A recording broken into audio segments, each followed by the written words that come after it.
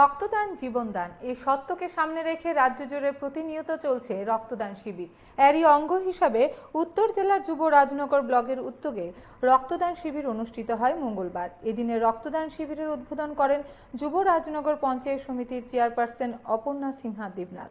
সঙ্গে ছিলেন জেলা সভাধিপতি অপর্ণা নাথ, বিজেপির জেলা সভাপতি কাজল দাস, বিডিও প্রসেনজিৎ মালাকার সহ আরো অনেকে। শিবিরে 113 জন স্বেচ্ছায় রক্তদান করেন। অতিথিরা যুব রাজনগর ব্লকের এই ধরনের সামাজিক কর্মসূচির প্রশংসা করেছেন। মেগা রক্তদান শিবির, সেই শিবিরে সভাপতিত্ব করছেন আমাদের 57 যুব রাজনগর ব্লকের চেয়ারম্যান, আমাদের উত্তর ত্রিপুরা জেলার বিশিষ্ট।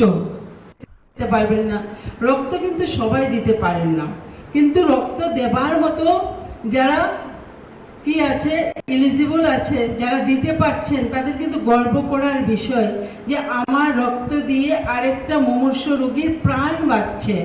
এবং সেখানে কিন্তু যুবরাজনগর ব্লকও কিন্তু পিছিয়ে নেই। যুবরাজনগর ব্লকের যুবকরা এগিয়ে এসছে, মহিলারা এগিয়ে এসছে। আজকে কিন্তু মহিলা রক্তদান, আমরা যে মুমূর্ষু রোগীদের রক্তের প্রয়োজন বা যারা ডায়ালিসিস ছাড়া বাঁচবে না, আর ডায়ালিসিস করতে হলে তাদের রক্তের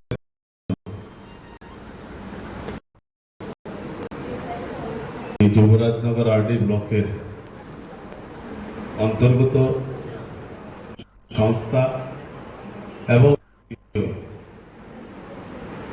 মুখ্যমন্ত্রী প্রফেসর ডক্টর মানিক, উনি যখন টেস্ট করছিলেন তখন আমি একজন ভাইকে জিজ্ঞাসা করেছিলাম যে অপর্ণাদি ব্লাড দিবেন নাকি, উনি বলছেন মনে হয় দিবেন।